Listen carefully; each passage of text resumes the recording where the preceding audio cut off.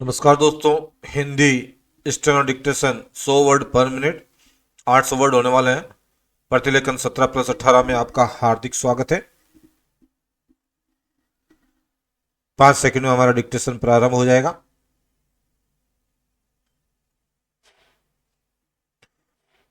Start. उपाध्यक्ष महोदय, मैं समझता हूं कि अब तक इस विदेशिक नीति न केवल इस ओर के सदस्यों ने ही बल्कि दूसरी ओर के सदस्यों ने भी प्रधानमंत्री जी को धन्यवाद दिया है। इसलिए मैं अपनी तरफ से धन्यवाद देकर उनका बोझ बढ़ाना नहीं चाहता। Para change. इसमें कोई संदेह नहीं कि इस सदन के सभी सदस्य, चाहे वे किसी भी पार्टी से संबंध रखते हों, इस बात से पूरे सहमत हैं कि हमारी विदेश नीति ने संसार में हमारा सिर ऊंचा उठा दिया है। हमने पंचशील के सिद्धांत को संसार के सामने रखा है।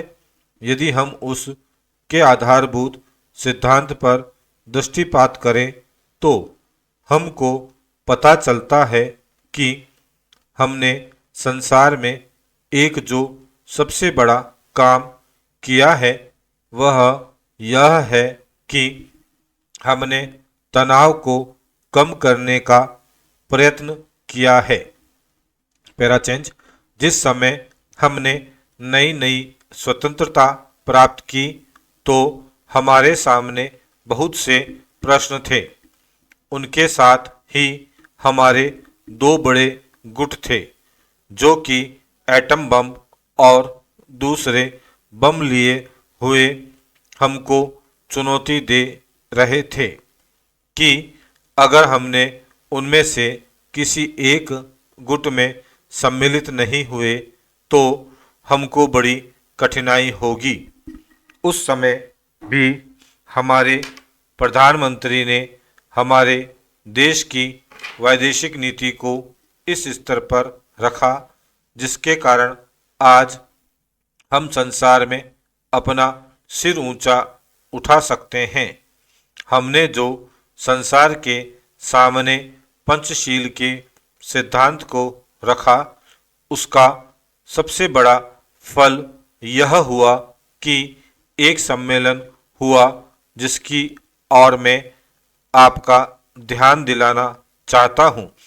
इस सम्मेलन में बड़े उत्साह के साथ संसार के 29 राष्ट्रों ने, जो कि एशिया और अफ्रीका से संबंध रखते थे, यह घोषणा की कि हम संसार में तनाव कम करना चाहते हैं और साथ ही हम यह चाहते हैं कि संसार में जो विभिन्न सामाजिक और आर्थिक नीतियां हैं वे साथ साथ चल सकें।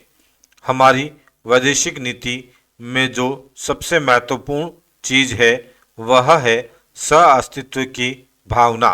उसी भावना के फलस्वरूप हम देखते हैं कि आज कोरिया का युद्ध नहीं हुआ जो कि एक तीसरे युद्ध के रूप में परिवर्तित हो सकता है।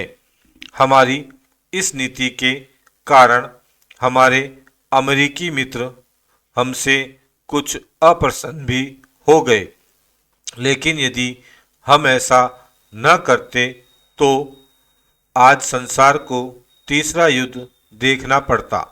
मैं बहुत ज़्यादा समय नहीं लूँगा, थोड़ा ही लूँगा। Para change. उपाध्यक्ष महोदय, मैं निवेदन कर रहा था कि जब हम कोई प्रश्न उठाएं तो यह देखें कि हम इसमें से कहां तक बढ़ा सकते हैं। किसी चीज़ का मूल्य क्या हो, महंगी पड़े या सस्ती पड़े, इसको हमें विशेष नहीं देखना है। गांधी जी ने कितनी ही बार हम लोगों को यह बात समझाई कि मूल्य किसी चीज़ का रुपए पैसे में क्या है, यह कोई महत्व की बात नहीं है। आप जानते होंगे कि एक वस्तु जो कि हमारे देश में बहुत सस्ती मिलती है, वही वस्तु दूसरे देश में महंगी मिलती है। इतना निवेदन करने के बाद अब मैं श्रम विभाग की जो रिपोर्ट है उसकी एक मद की और तुरंत आ जाता हूँ। जैसा कि पहले मैंने कहा, मैं समझता हूँ कि हमारे इस श्रम विभाग का महत्व दिन प्रतिदिन बढ़ेगा। बहुत से प्रश्न हैं जिनकी तरफ आपका ध्यान भी नहीं है, उन प्रश्नों को आपको लेना पड़ेगा। आज आपका श्रम विभाग अधिकतर औद्योगिक श्रमिकों की ओर ध्यान दे रहा है। अभी हमारे माननीय सदस्य ने जो खेतीहर मजदूरों की दशा सुधारने की ओर भी आपका ध्यान दिलाया था और बतलाया था कि आज उनकी कैसी खराब हालत हो रही है, मैं उनसे पूरी तरह सहमत हूँ।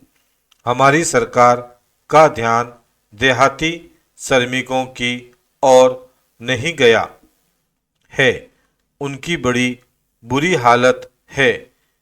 आपने उनकी दशा सुधारने के लिए क्या किया है? मैं पूछना चाहता हूँ कि जो लाखों और करोड़ों आदमी देहातों में बेकार बैठे हुए हैं, उनको मजदूरी और काम दिलाने के लिए आप क्या कर रहे हैं? करीब 7 लाख आदमी नौकरियों के लिए प्रार्थी है, जैसा कि रिपोर्ट में लिखा है। इनके अतिरिक्त कितने ही लाखों और करोड़ों आदमी देहातों में बेकार बैठे हुए हैं और कितने ही आधी बेकारी की हालत में हैं, और श्रम विभाग उन बेकारों और आधी बेकारी वालों की संख्या पता लगाने में असमर्थ है। उनकी संख्या हमको कहीं नहीं मिलती है।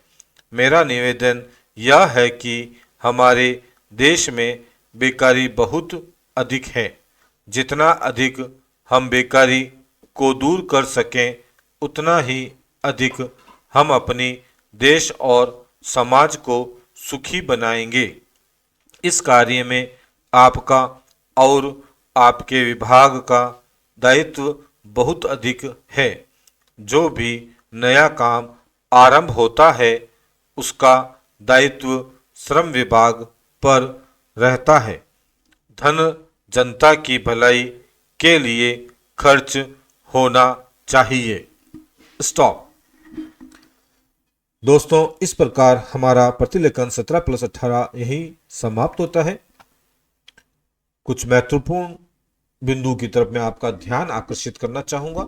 आपने प्रतिलेखन नंबर नोट कर लिया, वीडियो को ध्यानपूर्वक सुनकर उसका डिक्टेशन भी आपने अपनी नोटबुक में लिख लिया होगा।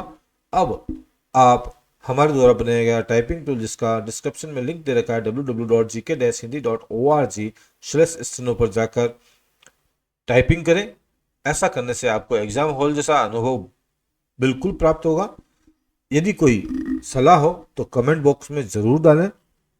पीडीएफ के लिए टेलीग्राम को फॉलो करें, डिस्क्रिप्शन में उसका भी लिंक दे रखा है। दोस्तों, मेहनत का एक लाइक तो बनता है, प्लीज़ लाइक ज़रूर करें और अपने दोस्तों के साथ शेयर करें। और ऐसे ही वीडियो देखने के लिए चैनल को सब्सक्राइब करना ना भूलें। धन्यवाद दोस्तों।